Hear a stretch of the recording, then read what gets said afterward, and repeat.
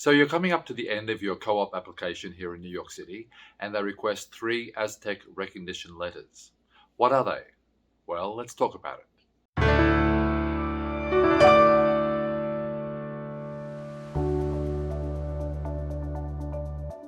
Welcome to PM New York. My name is Peter McLean from Corcoran, and if you're new to the channel, please hit like and subscribe, ring that bell for future notifications, and if you love the video, please leave a comment below. Always love to hear from you. Let's start off with what is an Aztech recognition agreement for a New York City co-op apartment purchase.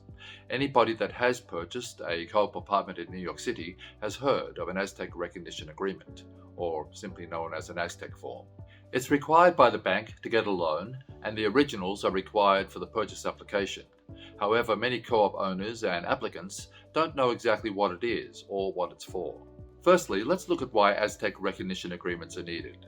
It's important to realize that the language of the co-op proprietary leases can vary in the ability to get a loan, backed by the shareholder's lease and shares as collateral. Some proprietary leases allow for it, and some need the prior consent of the co-op, and others remain completely silent on this matter.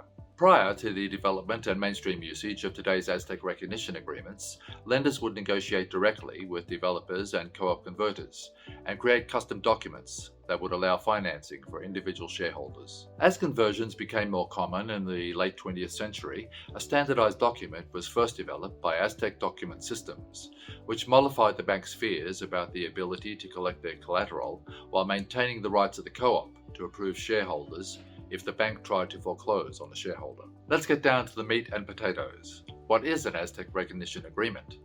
Well, an Aztech form is an agreement between 3 parties: the bank, the co-op, and the shareholder. It's primarily an agreement between the bank and the co-op, and it's signed and acknowledged by the shareholder.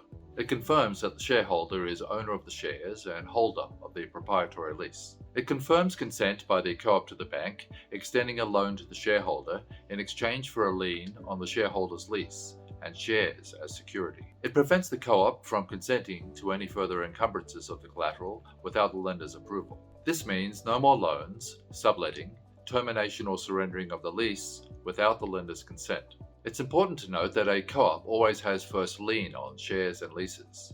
So in a shareholder default, a co-op will always be paid first on any sums owed to it before a bank. And there's some primary details about an Aztech recognition agreement, so you can move forward and sign with confidence.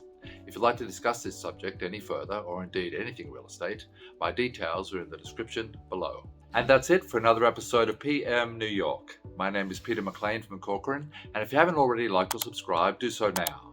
Ring that bell for future notifications, and if you love the video, please leave a comment below. Always love to hear from you. Okay, take care, and I look forward to seeing you all again very soon in the next episode of PM New York.